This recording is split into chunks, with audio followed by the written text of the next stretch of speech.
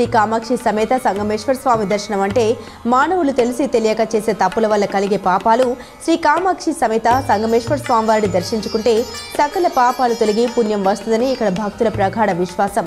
ఈ పుణ్యక్షేత్రం గురించి ఇప్పుడు తెలుసుకుందాం.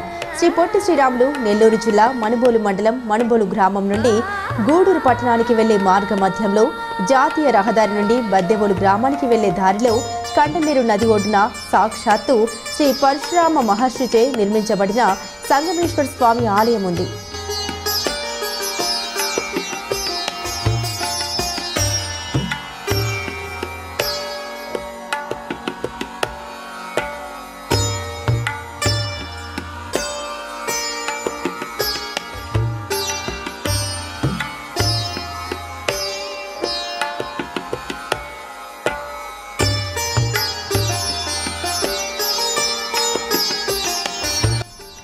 ఈ ఆలయ చరిత్ర తెలుసుకోవాలంటే పూర్వీకులు చెప్పిన దాని ప్రకారం శ్రీ పరశురామ మహర్షి తన తండ్రి జమదగ్ని మహర్షి ఆజ్ఞానుసారం తన మాతృమూర్తి శ్రీ రేణుకాదేవి శిరస్సు ఖండిస్తాడు. తండ్రి ఆజ్ఞ పాటించినందుకు పరశురాముడికి వరాలు ఇవ్వగా తన తల్లిని బ్రతికించమని కోరుకుంటాడు. తండ్రి అంగీకారంతో తల్లిని బ్రతికిస్తాడు. అయినప్పటికీ తాను చేసిన పని వల్ల ఏర్పడ్డ పాపం తొలగిపోవాలంటే ఏం చేయాలని తన తండ్రిని వేడుకోగా నదీ పరివాహక ప్రాంతాల్లో ఆలయాలు నిర్మిస్తే పాపాలు తొలగిపోతాయని తెలుపుతాడు. తండ్రి ఆజ్ఞానుసారం పలు నది పరివాహక ప్రాంతాల్లో ఆలయాలు నిర్మించినప్పటికీ పాప ప్రక్షాళన జరగకపోవడంతో తిరిగి మళ్లీ తండ్రి జమదగ్ని మహర్షిని వేడుకోగా 3 నదులు కలిసి సగమంగా ప్రవహించే పరివాహక ప్రాంతంలోనే తూర్పు దిశగా లోపలికి వెళ్లే విధంగా వాకిలి ఏర్పాటు చేసి పార్వతీ పరమేశ్వరులను దర్శించుకొని దక్షిణ ముఖ మార్గం గుండా బయటకు వెళ్లే విధంగా ఆలయ నిర్మాణం జరిపితే పాపాలు తొలగిపోతాయని తెలపడంతో మనుబోలు ప్రాంతంలో 3 నదులు కల్లేరు, వట్టేరు, పీలేరు కలిసి ప్రవహించే కడలేరు నది పరివాహక ప్రాంతంలో ఆలయ నిర్మాణం చేసి తూర్పు వాకిలి గుండా వెళ్లి స్వామి అమ్మవార్లను దర్శించుకొని దక్షిణ మార్గం గుండా బయటికి రావడంతో ఆయన పాపాలు తొలగాయని చెబుతారు. వాగర్ధావత సంప్రద్ధౌ వాగర్ధ ప్రతిదప్తయే జగతః పితరః వందే పార్వతీ పరమేశ్వరం. నేను సాయి కుమార్ శర్మ.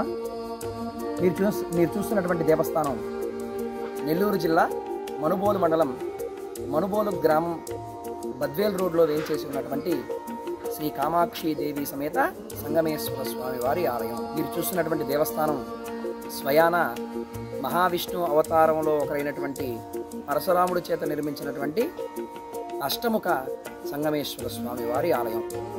ముఖ్యంగా పరశురాముడు త్రేతాయుగం మరియు ద్వాపరయుగం 2 యుగాల్లో ఉన్నటువంటి భగవంతుడు ఈయన అనమాట. అందరూ కూడా ఒక యుగంలో ఉన్నటువంటి వ్యక్తులే, కానీ పరశురాముడు మాత్రం 2 యుగాల పాటు ఉన్నాడు. మనకు అందరికీ తెలిసినటువంటి కథే తల్లిని చంపిన దానికి. అంటే వాళ్ళ తండ్రి అయినటువంటి జమదగ్ని మహర్షి ఆజ్ఞ మేరకు తల్లి శిరస్సుని ఖండించమంటే మనం చంపేది తల్లి అనేటువంటిది లేకుండా వెంటనే తన చేతిలో ఉన్నటువంటి పరస్సుతో ఆ గొడ్డలతో తల్లి శిరస్సుని ఖండిస్తాడనమాట. ఖండించిన వెంటనే ఆ తదుపరి నువ్వు నా మాట విన్నావు కాబట్టి నీకేం వరం కావాలో కోరుకో అని జమదగ్ని మహర్షి అడగగానే వెంటనే పరశురాముడు తన తెలివితేటలతో నా తల్లి శిరస్సుని బతికించు అని కోరుకుంటాడనమాట. ఎప్పుడైతే తన తల్లి శిరస్సుని బతికించు అని కోరుకుంటాడో వెంటనే చనిపోయినటువంటి తల్లి ఏదైతే శిరస్సు మరియు దేహం విడివిడిగా ఉంటాయో శిరస్సు మాత్రమే బతుకుతుంది, దేహం మాత్రం బతకదనమాట. ద్వారా వెంటనే శాపాన్ని గురవుతాడనమాట పరశురాముడు. నువ్వు నన్ను చంపడమే కాక నవమోసాలు మోసి పెంచినటువంటి నిన్ను, అలాంటిది నువ్వు నా శిరస్సుని తండ్రి చెప్పాడని చెప్పి ఏమీ ఆలోచించుకుని నా శిరస్సుని ఖండించావు. అలాంటిది ఖండించిందే కాకుండా నా శిరస్సు మాత్రమే బతకాలని కోరుకున్నావు అని తన తల్లి ద్వారా ఏదైతే పంచహత్యా పాదుకల్లో ఒక పాదుకం మనకు మాతృహత్యా పాదుకం, వెంటనే ఆ తల్లి ద్వారా దోషం సంక్రమించేసరికి వెంటనే పరశురాముడు ఎన్నో వేల గుళ్ళు నిర్మించుకుంటూ వస్తాడు తన పాప విముక్తి కోసం. ఎన్నో వేల గుళ్ళు నిర్మించినప్పటికీ కూడా ఎక్కడ కూడా విమోచనం దొరకదు. రాముడు కాదు, శివుడు కాదు, అలా ప్రతి ఒక్క దేవాలయం నిర్మించుకుంటూ వస్తాడు. మనకున్నటువంటి ప్రజ్ఞానం ప్రకారం మన నెల్లూరు పెన్నా నది పరివాహ ప్రాంతం ఈ తీరం దగ్గరనే ఇంచుమించు 108 గుళ్ళు నిర్మించాయంట పరశురాముడు. పరశురాముడికి ఇష్టమైనటువంటి భగవంతుడు మహాశివుడు కాబట్టి ఎన్నోసార్లు ఎన్నో వేల గుళ్ళు నిర్మించుకుంటూ వచ్చాడు ఈ పరశురాముడు. తన తల్లి శిరస్సుని ఖండించిన విముక్తి కోసం మన శివాలయాలు నిర్మించుకుంటూ వచ్చాడు. ఎక్కడ కూడా విముక్తి జరగకపోయేసరికి చివరాకన తండ్రి మరియు గురువు అయినటువంటి ఆయనకి గురువు మరియు తండ్రి ఎవరయ్యా అంటే జమదగ్ని మహర్షి.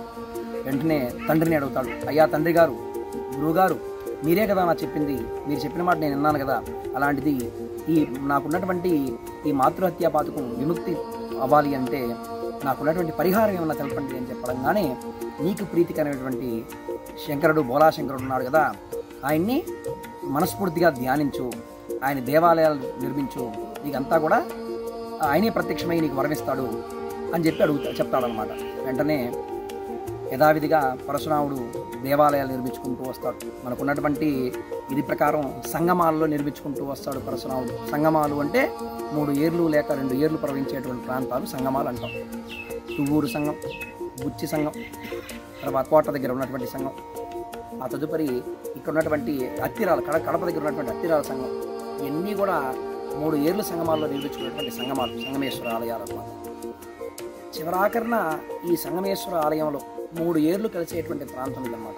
కండలేరు అంటే కళ్ళేరుగా భావిస్తాం, తర్వాత వట్టేరు, తర్వాత పీలేరు అనేటువంటి 3 ఏర్లు కలిసేటువంటి తీరం అన్నమాట.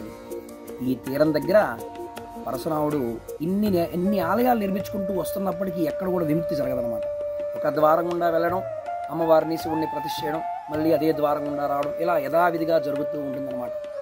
కానీ ఈ ఆలయంలో తనకున్నటువంటి మేధోశక్తి అంటే తెలివితేటలన్నీ ఉపయోగించి ఆలయానికి వచ్చి మనం తూర్పు ద్వారం గుండా ఆలయానికి ప్రవేశించి స్వామిని అమ్మవారిని ప్రతిష్ఠ చేస్తాడు. ప్రతిష్ఠ చేసిన తదుపరి దక్షిణముఖంగా ఈ ఆలయం నుంచి దక్షిణముఖంగా దేవాలయం నుంచి బయటకు అడుగులు వేస్తాడు. తూర్పు ద్వారం గుండా వెళ్ళి దక్షిణ ద్వారం గుండా ఎప్పుడైతే తిరుక్కుని వస్తాడో బయటే ఉన్నటువంటి శనీశ్వరుడు ఎదురు చూస్తూ ఉంటాడు. ఎలానో లోపలికి వెళ్ళాడు కదా, మళ్ళీ తిరుక్కుని బయటికే వస్తాడు, మళ్ళీ పట్టుకొని పీడిద్దాం అని చెప్పి చూస్తూ ఉంటాడు. అయినప్పటికీ తను ఎలా అయితే పరశురాముడు తూర్పు ద్వారం గుండా వెళ్ళి దక్షిణ ద్వారం గుండా ఎప్పుడైతే ప్రతిష్ఠ చేసి తిరుక్కొని వచ్చేసాడో శనీశ్వరుడు చూసి చూసి చూసి చూసి చూసి సంవత్సరాలైనా సరే ఇంకా పరశురాముడు రాలేదని చెప్పి స్వయాన మహావిష్ణు అవతారమైనటువంటి పరశురాముడికే శని విమోచనం ఇచ్చినటువంటి గొప్ప క్షేత్రం, తన దోషాన్ని విముక్తి చెందినటువంటి గొప్ప క్షేత్రం మీరు చూసేటువంటి ఈ సంగమేశ్వర స్వామి వారి ఆలయం. ఈ ఆలయంలో ప్రత్యేకంగా ఏప్రిల్ నెలలో 9వ తేదీ నుండి 17వ తేదీ వరకు బ్రహ్మోత్సవాలు నిర్వహిస్తూ ఉంటారు. ఈ బ్రహ్మోత్సవాల్లో ముఖ్యమైనది రథోత్సవం. సహజంగా ఎక్కడైనా స్వామివారి రథాన్ని భక్తులు తాళుతూ లాగుతుంటారు. కానీ ఇక్కడ మాత్రం ప్రత్యేకంగా భక్తులు రథాన్ని తమ భుజాలపై ఉంచుకొని శివనామస్మరణ చేస్తూ మణుబోలు గ్రామం బ్రహ్మేశ్వర స్వామి ఆలయం నుండి శ్రీ కామాక్షి సమేత సంగమేశ్వర స్వామి ఆలయం వరకు 5 కిలోమీటర్ల మేర మోసుకొని తీసుకెళ్లి అక్కడ పార్వతీ పరమేశ్వరులకు కళ్యాణం నిర్వహించి అనంతరం తిరిగి అదేవిధంగా రథాన్ని మణుబోలు గ్రామంలోని బ్రహ్మేశ్వర స్వామి ఆలయానికి తీసుకుని వస్తారు. ఈ రథోత్సవ కార్యక్రమానికి మణుబోలు గ్రామానికి చెందిన వ్యక్తులు, దేశ విదేశాల్లో ఉన్నవారు తప్పనిసరిగా హాజరై రథాన్ని మోస్తారు. సంగమేశ్వర ఆలయంలో సంవత్సరానికి ఒకమారు బ్రహ్మోత్సవాలు ఎంతో విశేషంగా ఈ మణుబోలు గ్రామం ఆధ్వర్యంలో జరుగుతూ ఉన్నాయి. ముఖ్యంగా ఏప్రిల్ 9వ తారీఖు, చైత్రమాసంలో వచ్చేటువంటి ఏప్రిల్ 9వ తారీఖు, ప్రతి సంవత్సరం 9వ తారీఖు త్రిశూలేశ్వరుడు పైన అంటే పెళ్లికి పెద్ద అయినటువంటి సోలప్ప అంటాం అనమాట.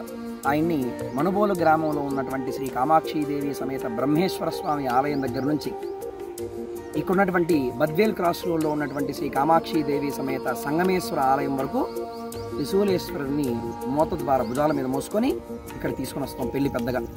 ఆ తదుపరి ధ్వజారోహణ కార్యక్రమం కూడా ధ్వజారోహణ కార్యక్రమం ఉంటుంది. ఆ తర్వాత సప్రోత్సవాలు, నంది సేవ 11వ తారీఖు నంది సేవ, నంది సేవ 13వ తారీఖు రాత్రి ప్రపంచంలో ఎక్కడ కనీ విని ఎరగని రీతిలో ఒక 5-6 టన్నుల బరువున్నటువంటి ఒక రథాన్ని మోత ద్వారా తీసుకొని వచ్చి అంటే భుజాల మీద తీసుకొని వచ్చి మణుబోలు గ్రామం నుంచి సంగమేశ్వర స్వామి ఆలయం వద్దకు మోత ద్వారా పార్వతీ పరమేశ్వరుని తీసుకొని వచ్చేవారికి ఆ 14వ తారీఖు ఉదయాన చుట్టుపక్కల ఉన్నటువంటి అన్ని గ్రామాల సహకారంతో మరియు అన్ని గ్రామాల నుంచి అంటే పెళ్లి పెద్దగా అందరినీ పిలిచి ఈ ఆలయంలో మీరు చూసేటువంటి ఈ మండపం వద్ద పార్వతీ పరమేశ్వరు యొక్క కళ్యాణం ఎంతో వైభవంగా జరుగుతుంది. ఎంతో విశేషంగా అన్నదాన కార్యక్రమం కూడా జరగడం జరుగుతుంది. ఆ తదుపరి ఆ 14వ తారీఖు సాయంత్రంగా చక్రస్థాన ఘట్టం ఉంటుందన్నమాట. వివాహం అయ్యాక పార్వతీ పరమేశ్వరులకి సాయంత్రం మనకు పక్కనే ఉన్నటువంటి త్రివేణి సంగమం ఏదైతే చెప్పామో ఆ నదీ ప్రవాహం దగ్గర తీసుకువెళ్ళి ఆ త్రిశూలేశ్వరుడికి సకల షోడశ స్థానాలన్నీ కూడా నిర్వహించి ఆ తదుపరి రథాన్ని దేవాలయం వద్దకు తీసుకుని వచ్చి దేవాలయం చుట్టూ ప్రదక్షిణ జరిపించి అక్కడ దేవాలయం దగ్గర రథాన్ని ఉంచి పార్వతీ పరమేశ్వరులకి అష్టోత్తరాలతో విశేష కార్యక్రమాలన్నీ కూడా నిర్వహించి సమస్త అభిషేకాలు నిర్వహించి ఆ తదుపరి ధ్వజారోహణ ఏదైతే మనం ప్రారంభించామో ఆ 14వ తారీఖు ధ్వజారోహణని మనం పూర్తిగా తీసేయడం జరుగుతుందన్నమాట. ధ్వజారోహణ ఘట్టాన్ని ఇది చేసుకొని ఆ తదుపరి 15వ తారీఖు వసంతోత్సవం, 16వ తారీఖు పారువేట, ఇలా తర్వాత ఏకాంత సేవ, ఇలాంటి ఎన్నో విశేష కార్యక్రమాలన్నీ కూడా ఆలయం వద్ద జరుగుతూ ఉన్నాయి.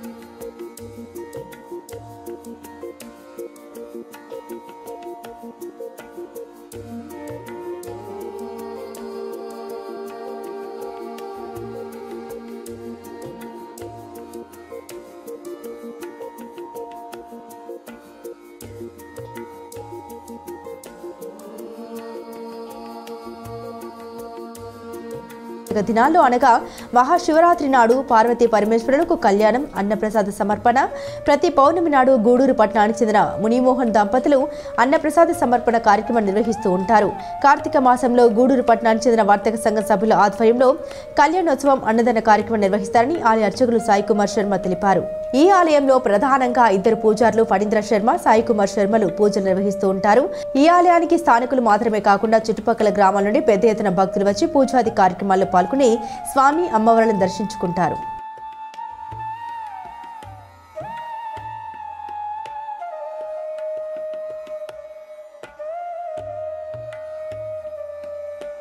లింగమేశ్వర స్వామి ఆలయంలో ప్రతి పౌర్ణమికి గూడూరుకి చెందినటువంటి తుమ్మూరి మునిమోహన్ సులోచన దంపతులు ఇక్కడ ప్రతి పౌర్ణమికి అన్నదానం ఎంతో విశేషంగా జరిపించడం జరుగుతున్నది. అలానే పౌర్ణమికి అమ్మవారికి స్వామికి పట్టు వస్త్రాలు సమర్పించి అభిషేక కార్యక్రమాలు అయినప్పటికీ ముఖ్యంగా ఆరుద్ర నక్షత్రం, శివుడి యొక్క జన్మ నక్షత్రం అయినటువంటి ఆరుద్ర నక్షత్రంలో మరియు అష్టమి పర్వదినంలో, అష్టమి తిథిలో శివుడికి విశేష కార్యక్రమాలు జరుగుతాయి. అలానే అమావాస్య ముందు వచ్చేటువంటి త్రయోదశి, ముఖ్యంగా ఎవరికి ప్రాముఖ్యత అంటే నందీశ్వరుడి ప్రాముఖ్యత. ఆ త్రయోదశి నాడు కూడా నందీశ్వరుడికి విశేష నమ్మక చమకాలతో అభిషేకం జరుగుతుందన్నమాట.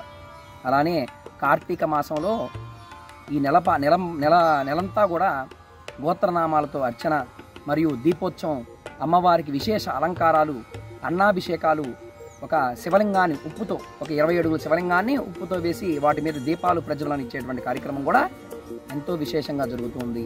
అలానే ఈ కార్తీక మాసంలో గూడూరు వర్తక సంఘం ఆధ్వర్యంలో జరిగేటువంటి పార్వతీ పరమేశ్వర కళ్యాణం కూడా చూడడానికి ఎంతో శోభాయమానంగా ఉంటుందన్నమాట. అంత వైభవంగా కార్తీక మాసంలో ఎన్నో రకాల వనభోజన కార్యక్రమాలు, అలంకారాలు మరియు ప్రసాదాల వితరణ అన్నీ కూడా విశేషంగా కార్తీక మాసంలో జరుగుతుంది. అలానే మాఘమాసంలో వచ్చేటువంటి మహాశివరాత్రిని పురస్కరించుకొని ఇక్కడ స్వామి అమ్మవార్లకి కళ్యాణ కార్యక్రమం ఉంటుంది. అలానే అమ్మవారికి కుంకుమతో కానీ, గంధంతో కానీ, గంధోత్సవం, చందనాలంకారం కానీ, గాజులతో అలంకారం కానీ, ఇలా సంవత్సరానికి ఒక 10-12 మార్లు విశేష అలంకారాలు దేవాలయంలో జరుగుతూనే ఉంటాయన్నమాట.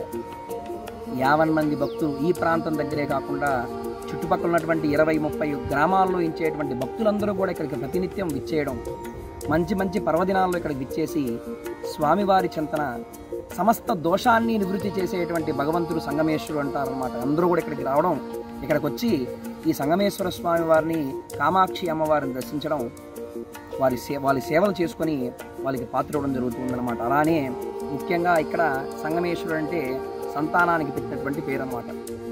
ఇక్కడ ధ్వజారోహణ ఏదైతే మనం చైత్రమాసంలో జరిగేటువంటి ధ్వజారోహణ కార్యక్రమం ఏదైతే ఉన్నప్పుడు కొడిముద్ద ప్రసాదాన్ని ఇవ్వడం జరుగుతుందన్నమాట. మేము చూస్తూ ఉంటాం, ఎంతోమంది భక్తులు ఎక్కడి నుంచో దూర ప్రాంతాల నుంచి అందరూ ఇక్కడికి వచ్చి హాస్పిటల్ ద్వారా, అంటే మేము హాస్పిటల్లో ఎన్నో హాస్పిటల్ చూపించాం, మాకు ఎక్కడ కూడా సంతానం కలగట్లేదు అనేటువంటి చెప్పిన వాళ్ళు కూడా ఇక్కడికి వచ్చాక ప్రసాదాన్ని, కొడిముద్ద ప్రసాదాన్ని స్వీకరించిన తర్వాత సంతానం కలిగినటువంటి సందర్భాలు ఎన్నో. ఇదంతా కూడా ఆ సంగమేశ్వరు యొక్క లీల. ఆయన పేరుకే బోలాశంకరుడు అంటాం కాబట్టి ఆయన ఏమన్నా ఇవ్వగలుగుతాడనమాట. భక్తుల యొక్క కష్టాలను తొలగించి వాళ్ళని మంచి మార్గంలో నడిపించి 10 మందికి మేలు చేస్తూ, 10 మందికి తనకు కోరినటువంటి కోరికలను తీరుస్తూ దినదినాభివృద్ధి కలుగుతూ ఈ సంగమేశ్వరుడు తొగితూగుతూ ఉన్నాడనమాట. ఈ సంగమేశ్వర స్వామి యొక్క దర్శనం సమస్త పాపాలు తొలగించేటువంటి భగవంతుడే ఈ సంగమేశ్వరుడు. ఓం నమః శివాయ.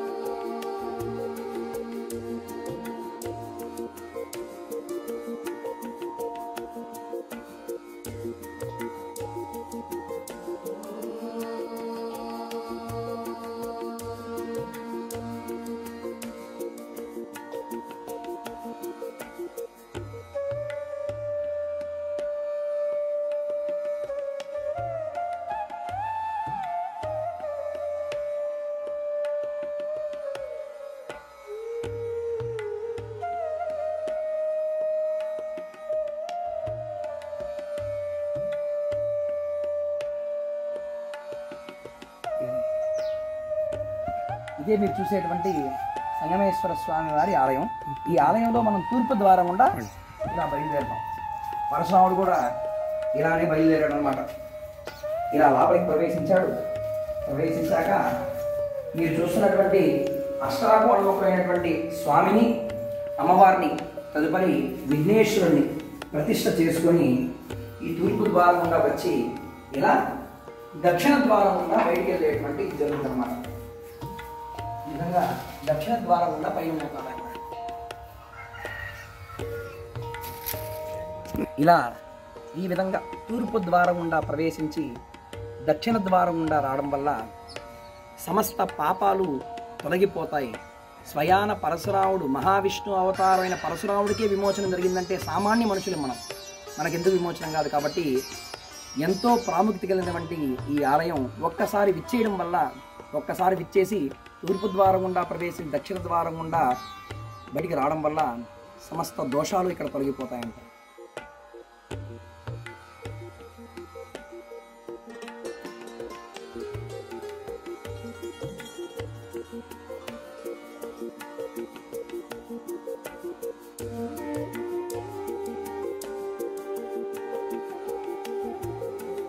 చూసేటువంటి బావి నిర్మించినటువంటి బావి అన్నమాట. ఇది రోజు కూడా దేవాలయంలో అభిషేకానికి, అమ్మవారికి, స్వామికి అభిషేకానికి ఈ నీళ్ళనే మేము అప్పటి నుంచి ఇప్పటిదాకా వాడుతూనే ఉన్నాం అన్నమాట.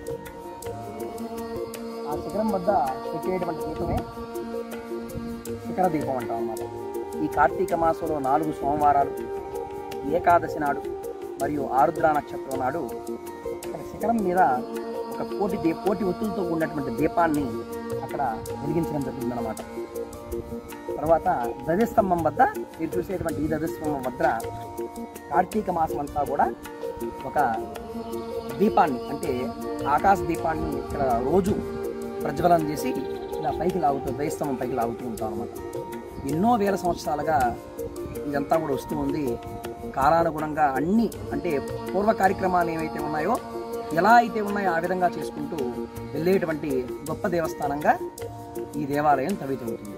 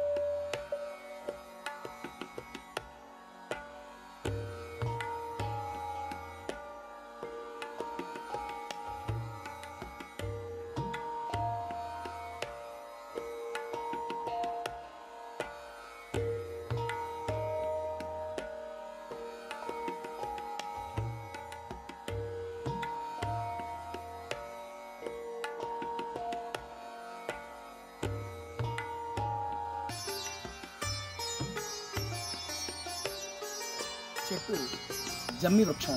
జమ్మి చెట్టు అంటే బెరడంతా కూడా వేప చెట్టులాగా ఉంటుంది, ఆకులు మాత్రం తుమ్మ చెట్టులాగా ఉంటాయి అన్నమాట. ఈయన్ని మునీశ్వరుడిగా భావిస్తూ ఉంటారు ఈ ప్రజానికులంతా కూడా. మనకున్నటువంటి సమస్త ఆరోగ్య రుగ్మతులు, అంటే శరీర సమస్యలు ఏమైతే ఉంటాయో ఈ ఆకు రుద్దుకుంటే చాలంట సమస్త శరీర దోషాలు, అంటే చర్మ వ్యాధులన్నీ కూడా విముక్తి పడతాయంట. ముఖ్యంగా ఈ చండీశ్వరుణ్ణి ముందుగా వచ్చేటువంటి జనాభా ఇక్కడ దర్శించుకునేటువంటి కార్యక్రమం కూడా జరుగుతుంది అన్నమాట. ఇటువంటి ఈ జమ్మి వృక్షం, ఈ జమ్మి చెట్టు ఎవరైతే మనం మునీశ్వరుడుగా భావిస్తున్నామో, ఎందరో పిల్లలు లేనటువంటి ఎంతోమంది ఇలా ఉయ్యాల లాంటిది కట్టి వారికి ఉన్నటువంటి ముడుపులాగా ఈ భగవంతుడికి కట్టి తన సంతానం ఇవ్వమని ప్రాధేయపడుతూ కోరుకునేటువంటి వృక్షమే ఈ జమ్మి చెట్టు వృక్షం అన్నమాట.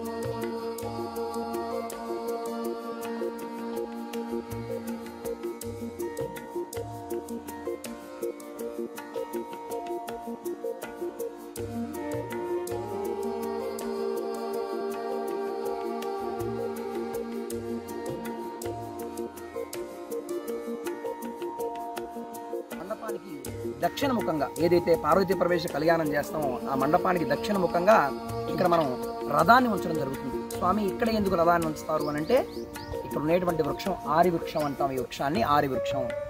ఈ ఆరి వృక్షం నీడ ఆ రథం మీద పడితే రథానికి ఉన్నటువంటి సమస్త దోషాలన్నీ పోతాయంట. ఎలాంటి దోషాలు అంటే, మనం సంగమేశ్వర బ్రహ్మోత్సవాల్లో భాగంగా రథాన్ని మనుబోలు నుంచి సంగమేశ్వర స్వామి దేవస్థానం వరకు తీసుకుని వచ్చేటువంటి క్రమంలో తెలిసో తెలియకో ఉన్నటువంటి కీటకాలు, సర్పాలు అన్నీ కూడా కాలు కింద పడి, అంటే నడుచుకున్న రథాన్ని మోసుకుంటూ వస్తారు కాబట్టి మోత ద్వారా అవన్నీ కూడా చనిపోవడం అనే కార్యక్రమాలు జరుగుతుంటాయి. కాబట్టి ఇలాంటివన్నీ మనం జరిగినప్పుడు ఈ నీడగాని పడితే, రథం మీద పడితే సమస్త దోషాలు పోతాయి అనేటువంటి నానుడి ఈ ప్రాంతం వద్ద ఉందన్నమాట. ఓకే.